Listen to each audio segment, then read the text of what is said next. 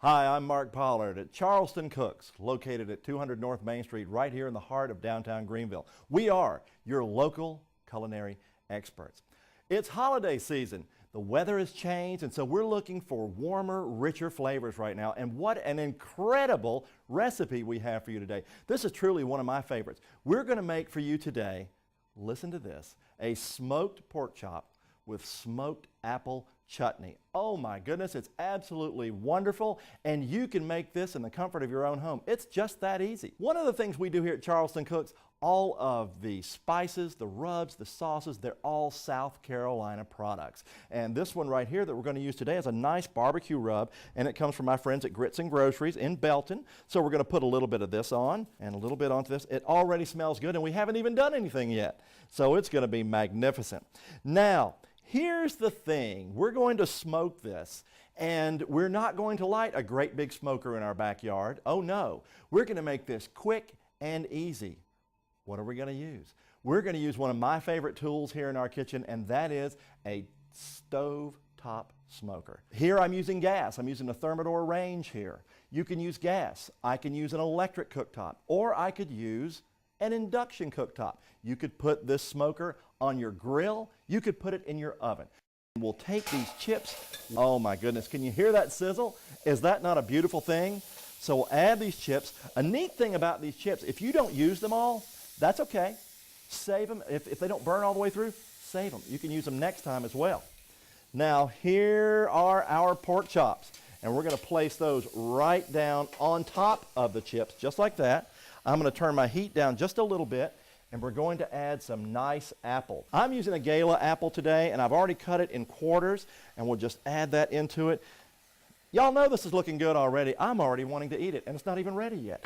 All right, so we just slide that lid right on in there, and now we can forget about it. Nothing to it.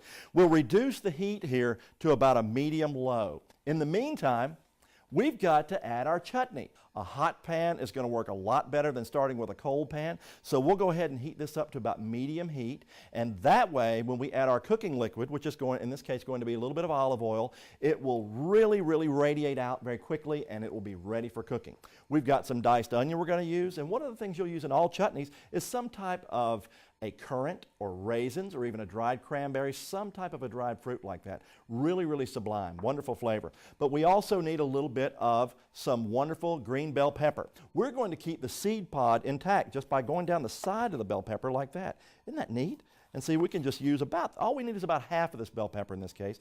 So to dice this bell pepper, we want to cut it on the meat side, not on the skin side. We'll start by making what we call julienne cuts, which are little matchsticks of bell pepper, making my claws so that I protect my hand, just down and forward, just like that, and cutting a nice little dice there. Isn't that beautiful?